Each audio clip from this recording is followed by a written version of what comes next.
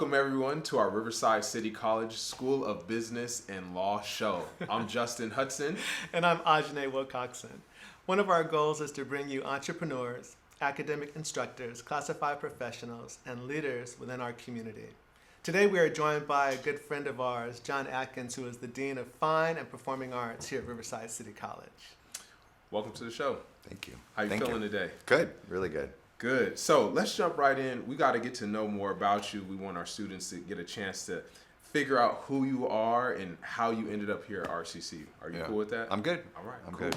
So tell us, what high school did you go to? Where did you grow up at? So I grew up outside of Chicago. I was born and raised in the north side of Chicago, but I grew up in the northwest suburbs. Okay. So I went to James B. Conant High School. And I went to Northern Illinois University for my undergraduate, and then Memphis College of Art for my graduate degree. Wow. Now, you're from Chicago, so are you a Cubs fan or a White Sox fan? I'm a White Sox fan, but I have no problem with the Cubs being doing well too. Okay. I'm not one of those like freak out if the Cubs do well people. No, I like both. Okay, I had to ask. Yeah, of course. It's yeah. So tell us like a memorable moment that you experienced in high school or college. I'd say, sort of, I had an experience where while in college, I went to a museum in Chicago, and I was always kind of like not sure what I really wanted to do as a career, but I went to this museum and I saw this painting, and I just said, this is what I want to do. Like, this was the most amazing painting. It's a painting by Enzo Cucci, Italian artist, and it was this massive, I think it was like 12 by 15 foot painting. And it was on this wall there wasn't a lot of room, and so you just sort of felt like you were inside that piece. And I just thought the power of that work, I was like, I want to do that. Like, that's something I always loved art, but that really confirmed that I really wanted to be a painter. Wow. And it was a really powerful experience. So I've only seen that painting once too, ironically. So you had no background in painting whatsoever? No, I did. I liked art. Yeah, I mean, I drew since I was 4. Oh, okay. And on my own, like not prompted, but just in my room drawing by myself. Wow. Yeah. So I've always loved art, but I never really thought of it as a career because it's like one of those things you do as a child. And one of the things that unfortunately people put emphasis on is like you need to do something real with your life. You can't do something that you love and that's like frivolous and unimportant, like being an artist. And I can't say that my parents weren't sort of in a little bit of that camp too. So but that solidified it for me, that power. How old were you? I was, I think 19, 19, 20. So at that moment, you decided to apply for college majoring in this? Well, I had applied as an illustrator. I was going to be a commercial artist because my counselor was like, well, do something practical, be a commercial artist. And so, ironically, my advisor in college didn't put me as, he told me, don't, do painting. Just do painting. That covers all of it.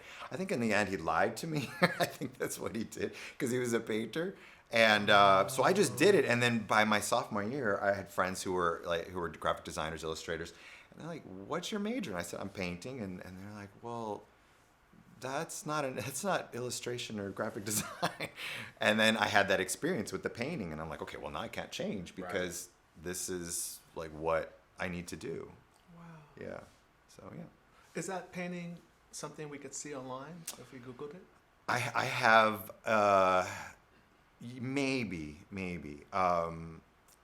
did find a digital image, so I think you can, but it's really rare. It's part of a permanent collection of a collector in Chicago, and I found the book online of that show. I found it, and so I bought it. I think it was on eBay or something, and so I have that. But unfortunately, it's a black and white image in the catalog. So, but I do have the digital image. Do you? Yeah, I do. Could you share that with us? Yeah, sure. That's cool. I would like to see that. It's actually on my iPad. It's the cover of my iPad. Is that right? Yeah. Oh, I'd love to see that. Yeah. Thank you. Sure. Yeah. So who are some artists that inspired you? Wow. So you always get that question. It's funny. So there's definitely artists that inspire me. Someone's always like, "What's your favorite artist?" That's like, I don't know. To me, it's like So like, what's your favorite band, you know, which I know is coming up as a question, but it's really hard to kind of pin down. So I have artists that I really like, and there's artists that I like for different reasons, you know, artists that I can emulate, or that I think that are connected to the way that I create. And there's artists that work in ways that I never would create, that I so appreciate, you know? So it's like, I like the people that are I'm connected with, and I like the people that I'll never connect with, because it's something that I aspired to, or something that I know I'll never kind of reach. But the artists that I like aren't probably ones that you not necessarily know, but I like Enzo Cucchi, which is the artist that I mentioned. I like Lucas Samaras. He was an artist that was big in the 60s. He did these box constructions that are just really kind of wild and interesting and colorful. And then Joseph Cornell, who also does kind of box forms. And I like the surrealists, like Dali, and I like Van Gogh, post-impressionists. But I like a lot of different artists. Yeah, Jacob Hashimoto is a new artist that I like. He does these like really cool kites, and he puts these kites together, like thousands, hundreds of thousands of these kites all together in these spaces. So he's another one that I really, really like. I'm gonna have to look these artists up. Yeah. They're worth looking. How would you describe yourself as a creative artist? I certainly start from the perspective of concept. Concept's kind of where I start, and then I think about the materials, and I think about how those materials can convey the idea. And I've trained in lots of different mediums. So I've trained in painting, but also printmaking. I really love jewelry making and sculpture, so pretty much everything. Ceramics I've done, and so I feel like I have this wide sort of scope of materials that I can utilize, and so it kind of doesn't stop me. So I think about the concept, I think, first, and then I try to embody that concept using materials that meet those kind of creative requirements. So I'm not an artist. So when you say concept, you are too.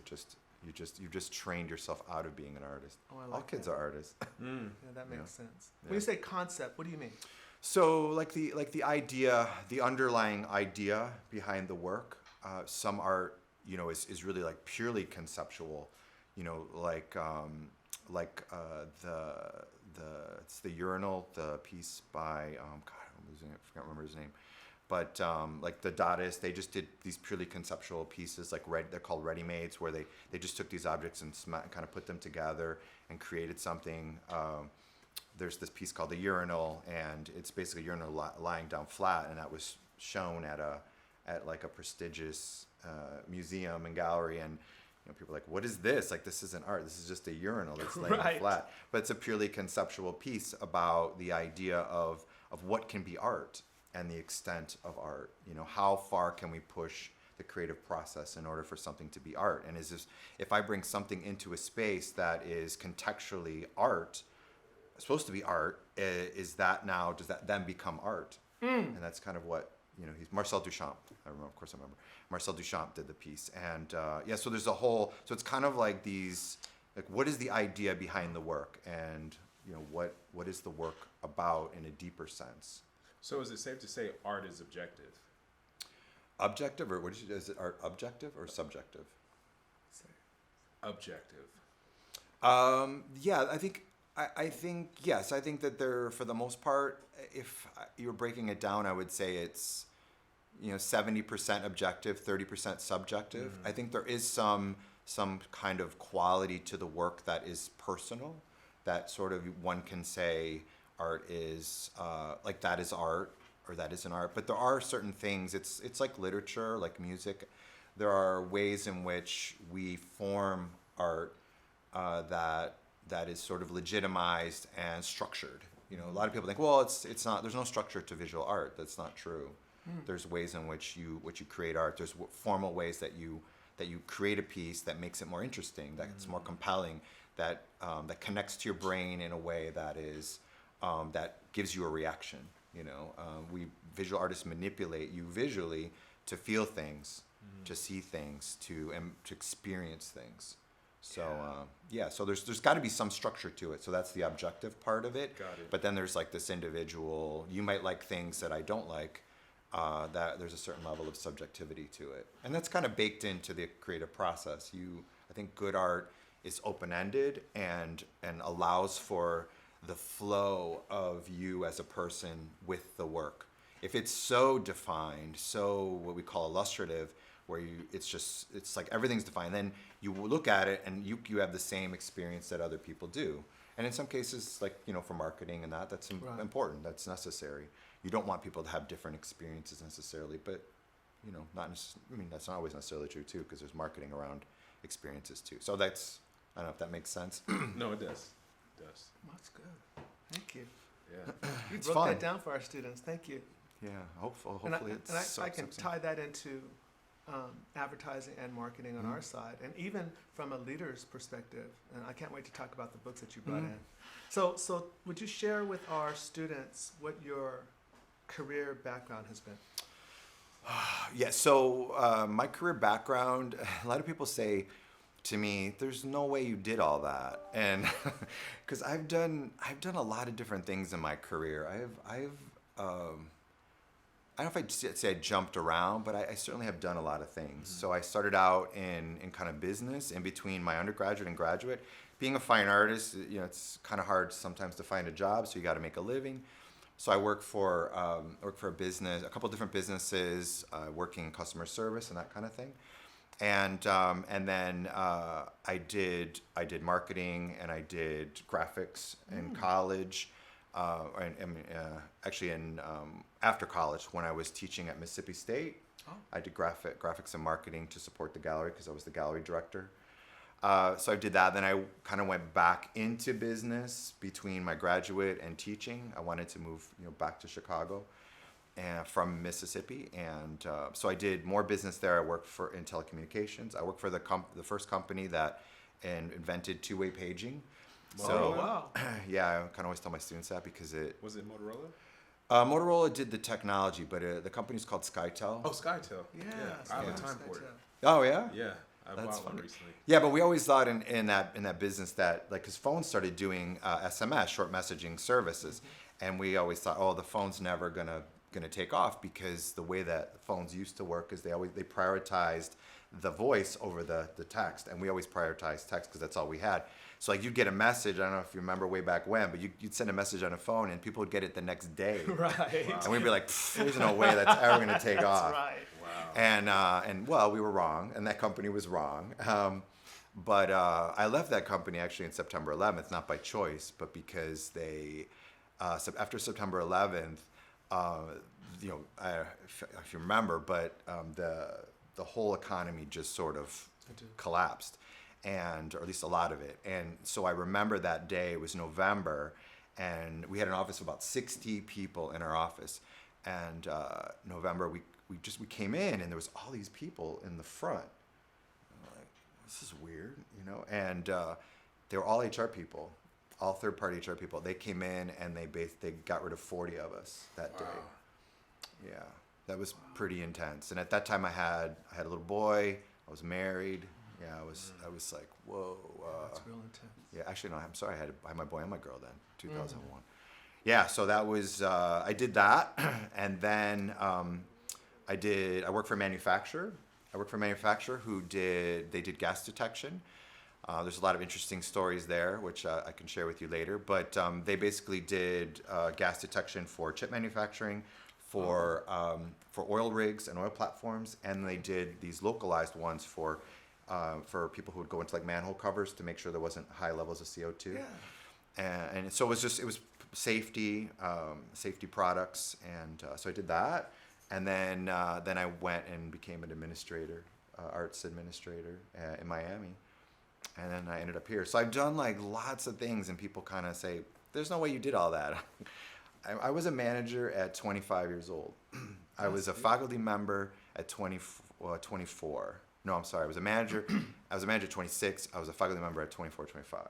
Is that right? Yeah. So I've always been able to I always crammed a lot into what I did, I guess. And in a future show, I would love to have you back, and we talk about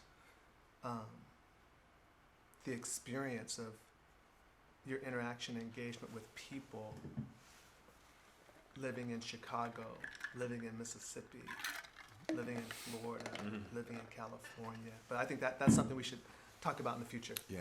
That would be really interesting, I think, to our students. Very different, those communities, yeah. I want to ask you one follow-up question. All these experiences that you've had in the various industries, do you think that's reshaped your ability to conceptualize as an artist? That's a good question. I think it can't help but do that. I think the benefits of it are more in an applied sense to the work that I do. I've experienced so many different things. Like there isn't really too much that I mean, there's always something. I'm not gonna wood right here, but there's always something. But usually, most things I've dealt with in my career, you know. So like, there isn't really a lot of surprise, and that also can be challenging because sometimes people are like, well, why are you more upset? Like, why are you so calm? Why can't you be more like, you know, get more, you know, excited about stuff? And I'm like, I don't know. I've experienced these things, and so to me, it's just sort of a process of problem solving. I'm not gonna get, and I also know myself. I know that the more sort of whipped up I get about an issue, the less I'm able to kind of really concentrate and think through solutions. So that's all. There's also this sort of fundamental psychological thing going on with me that I've trained myself to just sort of, I mean, we won't get into this too, but also my history, my family, and growing up in a family where both of my parents came from alcoholic families, that also has been probably a more profound process in me. Being able to just calm. I was always the peacemaker in my family. I was always the person who calmed things down when things would get crazy. So all those kind of combinations of things, and maybe that's also part of my desire to search out more challenging things and more different kinds of experiences, to know that I can use it, I can roll that back into my leadership style, my management style, and not be, you know, nervous or concerned when something goes wrong or goes south. So I would call that you're deeply self-reflective, which results in you having higher emotional intelligence. Definitely, I'm overly self-reflective. Yeah, I will analyze myself to death. That's an artist thing though too, because the lens of being creative is always from the inside out. It's not usually it's a porous boundary, but it's inside out is that constant sort of process. Yeah. I'm loving this. Thank you. Yeah. Sure. Thanks, Justin. So kind of going back, you kind of spoke about the different roles you had career-wise. So what brought you here to RCC? A great opportunity to work for the MP Dean at a prestigious college, and really focus on. My previous role was really very expansive, and it was covering every discipline that I worked with. But I really wanted to go back to the arts and really focus on, you know, the arts. It's what I love. It's what I care about the most, I think, in general. It's certainly where my passion is, the arts. So this was an opportunity to work with other artists, work with dancers and musicians and theater people and visual artists. And you know, that was an opportunity I just really couldn't pass up. And Florida's a bit challenging, especially in higher ed. It continues to be challenging in higher ed. Absolutely. And it's hard going to work every day thinking that you're the enemy, which is what it really felt like in that state at times. Wow. So I didn't really want that anymore, and I didn't want my family to have to deal with that too. You know, so that's you know, really kind of where I was at and why I came. Now, did you ever, or have you ever started a business with art? Yeah. So I'm certainly my own entrepreneur related to being an artist. I sell my work. You know, COVID sort of did a number on that process. You know, it closed down a lot of spaces for a long time, and it closed down a lot of them permanently. So coming here, I had just began to kind of build relationships with galleries. And then that sort of just all went south. So I sort of took a step back a little bit, and I'm sort of in the process of re-engaging, I guess. Awesome. But yeah, I mean, having my experiences in business have been really helpful because you know, I used to do my own taxes. in my business life, I managed really big contracts, like multi-million-dollar contracts. I was in charge of not the legal part of it, but making sure that the contract was addressed and that we met the terms of the contract. It was a service piece that I was responsible for. So like I was very familiar. Once again, that going back to that. Well, you did that too. There's no way you did that. I'm like, unfortunately, I did do that too. I did collections. I did all these things. Yeah. So, but that all helped in terms of understanding like what's a real business situation, what's an experience, and a relationship that's a business one, and what's one that someone's trying to take advantage, of me. They're trying to get my work, because that's a constant thing in the arts. So was being an artist always the goal, or were you just kind of trying to find your way? My goal was to be a professional baseball player, to be really honest. Okay. That was my goal, but I didn't have the physicality to make that work. Okay. But yeah, I mean, I think, the goal was to be be a creative person, to allow that creative part of me to exist, to not shut that part down. And I think one of the things that was really important for me is to be able to make art that I wanted to make. Mm-hmm. One of the challenges of being a professional artist can be, not always, but it can be that you get this pressure, external pressure from galleries and from others to constantly produce and to make art that they think people would buy. Mm-hmm. I never really wanted that. I want to make art that I want to make. And so I guess I'm maybe somewhat selfish about that, but like that's me time. That's what I like. Yeah. And so that compromise, not wanting to compromise in that capacity, I think hurts me in a sense professionally. So then I have to come up with these other ways of being, fulfilling my family obligations, pay my bills. That's right. But I still do what I love. So it's not like I'm completely compromising, but I get a chance to kind of do both. Yeah. Yeah, I think that's important. If you don't mind, can you kind of hone in on that? Mm-hmm. You wanted to be an artist, but you still had to do what you had to do, but you found your way back to being in this space that you always wanted. Is that fair to say? I think I never left this space, the creative space. Like I always made art. I always had a studio since I was 24. I've always had a studio. I've had to figure out creative times to be an artist. When I had my two oldest, I would get up super early. I get up at 5 a.m. and make art because everybody was sleeping. Yeah. And I could get my piece, and I just continued that on. So I still do that. I get up really early.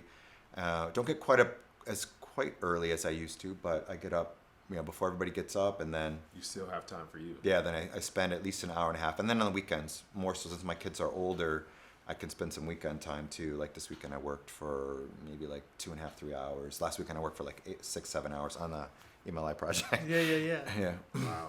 And so, how did you find higher education? I always loved higher ed. I never wanted to leave. I was one of those, to be honest, I didn't like high school because I didn't like the rigidity of it. I didn't like having to sit for whatever, an hour every day in the same, it's just, I don't know, it just drove me crazy. I think I just get really antsy. And in college, I saw, like, I can take what I want. Mm-hmm. Like, I can take it when I want it. I'm like, this is great because, I'm this kind of person. I'm a morning person, so let's do that. Yeah. Or if I want to take that class in the evening, that to me was so amazing. And then when I finished graduate school, there was this position open at Mississippi State, and I said, I don't know, should I do it? And the person I was with at the time, she's like, let's go. Like, why not? And so we did. And so that kind of informed me to say, oh, I like this. I like this. I like this environment. I like the youth of it, mm-hmm. the energy, the ideas, the conflicts. I really liked everything about higher ed, and so, yeah. I mean, going back into higher ed after some business experiences was something I was always trying to do. I had taught as an associate faculty member at places in Chicago. And so I was like, I really want to get back to this, And so, yeah, so that's kind of how it came together. How have you seen the transition between university and community college? Oh, yeah, I mean, community college is where my heart's at. And I didn't realize that until I started working at community college. And part of that stems from I was the first in my family to get a not a higher degree, but an advanced degree. Okay. My dad was the first in his family to get a bachelor's, and I came from very, very large families. My mom was one of 16, and my dad is one of 12. Wow. Yeah, so they're huge families, Yes. and so yeah, he was the first to get his undergraduate, and I was the first to get my graduate degree, and but he'd always said, you know, he still says it to this day. He's like, you know, education is the most important thing that you can do, I agree. and it pulled him out of poverty, and so that experience plus growing up in that kind of space, because you know we went back to visit my relatives, like a lot of poverty. My parents came from southeastern Kentucky. They were coal miners. My family had a lot of coal miners, and community college is about supporting students and trying to meet students where they're at in those tough spaces. That's right. And I didn't realize it, but when I started that career, kind of jumping around, I was like, oh, I'm community college. Like that's me. Even though I didn't go to community college, but my heart and my head are community college. Oh, that's beautiful. Yeah. Thank you. Would you tell our students what or who inspired you? I think teachers inspired me. My father and my mother inspired me. You know, coming from nothing and building something out of that experience. Teachers that believed in me. I was not an easy child. I know it's hard to believe, isn't it? Yeah. That I was a disruptive, Right. difficult child. But I had one teacher who realized, Miss King. I still remember Miss King in the 5th grade, and she's like, this boy is just not challenged, and so she challenged me. She told my parents that I really needed more challenge. They started putting me in advanced classes, and I started doing better, and I stopped acting out so much. Wow. So I was just bored. I was just Amazing. really bored. Yeah, but she was the only one that saw it. You know, 5 years of not really knowing what to do with me, thinking I was a disciplinary problem. I mean, I may still be. Some might argue I still a disciplinary problem. Whatever. But yeah. So I think those teachers are the things that really, and maybe that's once again that reinforces why I wanted to be a teacher and work here. Yeah. That's beautiful. Absolutely. So what's something that we're really focused on is mental health. Mm-hmm. How do you maintain mental health with the busyness of being a college administrator, manager, educator? Sometimes it's hard. You know, there's a lot of pressure. Even though I have had these experiences, it's still really challenging. I exercise a lot. I've had to I was always an athlete. So like I said, I wanted to be a baseball player. So I've just continued those weightlifting processes and still that routine, running and things, but my body is, you know, not the way it used to be. So for all you students out there, you know, your body changes, Yes, especially when you get to your 50s. It's like, whoa. So, but I just do it now. I just ratchet down a little bit the weight. I don't run as much. I walk. And I do yoga a lot now, which as a young person, I tried yoga and I was like, this is so boring. But now as an older individual, as a classic, yoga's makes sense to me. It makes Why? sense for my body because I really believe that stretching and flexibility is really flexibility in combination with strength is really what's important as you get older. And that's what I do, stretch out. And I also find my body's not as loose as it used to be. So it's still cranky. In those moments, because this is helping you with your mental health balance, Yeah. in those moments, do you find yourself being extra creative, being reflective, or being quiet? Quiet, for sure quiet. You know, like I was telling you before, I'm introspective and I overanalyze. And so there's times I just need to quiet myself, you know, because I'll just keep spinning and thinking, and so that's an opportunity to like kind of meditate and be quiet. That's good. Yeah, That's so good. it helps a lot. It's helped me through some really rough times. Yeah, for sure. Thank you. That's something that students have been hearing from many of our guests, so thank you for reemphasizing that. So I'm excited. What are books you would highly recommend our viewers, our students? Okay, so I brought a couple. So I know we're short on time, but Oh, we're okay. okay. This book is a book that I picked up as in my graduate program, and I had read about, or I had seen it was a little maybe like docuseries on a runner who had gone through a vision quest. And I was like, that seems really interesting to me. And there's stories in our family about having native connections and things. It seems as though we have some ancestry that were adopted, let's say, by a native tribe, and so that's kind of woven through. So I was always sort of interested in it, but I looked up for some reason a book on Vision Quest, and this came up. And it was one of those old school where you have to flip through the card catalog, right. The Dewey Decimal. Wow. So I kind of wow, what is that? That's way back. So anyway, so this is that book. Can you show? Yeah. So it's a gift. It's called The Gift of Power. And the interesting thing about this book is it's really written through the eyes of the author Archie Fire Lame Deer, and the other person, the co-writer, his name is Richard Erdos. He's an anthropologist, and so they work together, but it's really his voice. Wow. Yeah. So what did you get most out of that? If you could summarize that real quickly for us. Yeah, certainly the plight of native cultures, but also it talks a lot about the connection between the physical world and sort of the spirit world through nature, through animals. Right. I always kind of liked that idea, and it's definitely a very specific and elaborated way, and it's through that lens. The writing and the narration is so different than kind of this Western sort of cultural view of writing.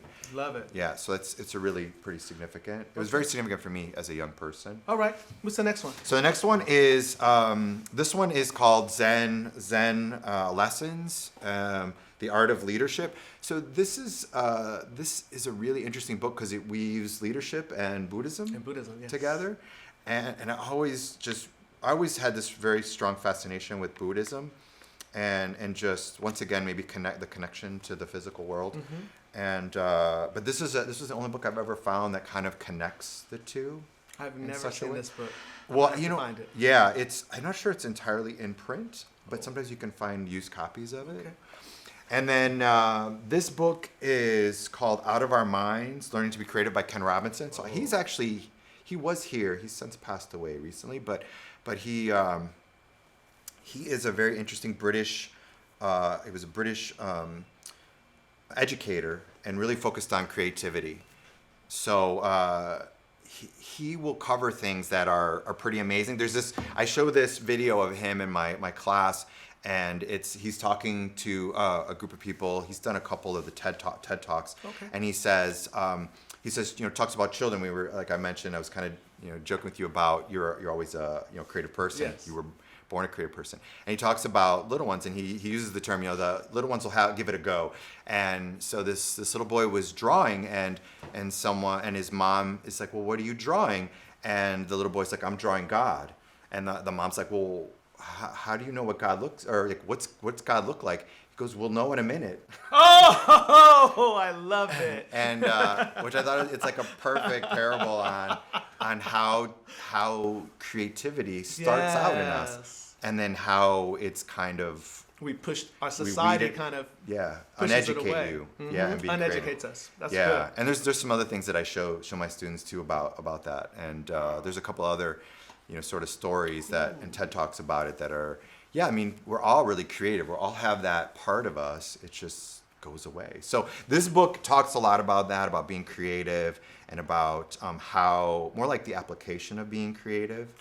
And I love him. He's just an amazing writer, and that's what he focuses on. He's a really big critic of Western education, and his feeling is why do we subordinate certain disciplines over others? Why isn't this more of a level playing field? Like, why isn't dance required just like writing is required? I would argue, why isn't drawing required just alongside mathematics and English.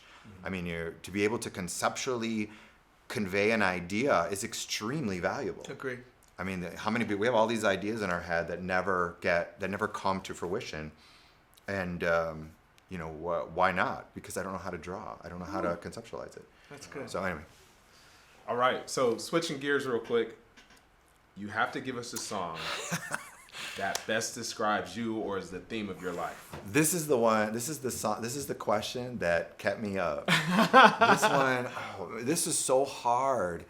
Because when you say like a theme song, and it makes sense because you're creative, you're an artist. Yeah, you're all over. So I being a creative person, I cheated, so I have two. I have two that I'm gonna share with you. Okay.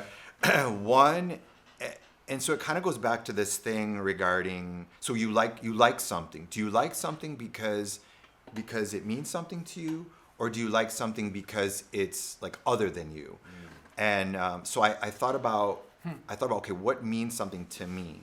So the song that is really maybe more my theme song, embodies me, is "A Boy Named Sue" by Johnny Cash.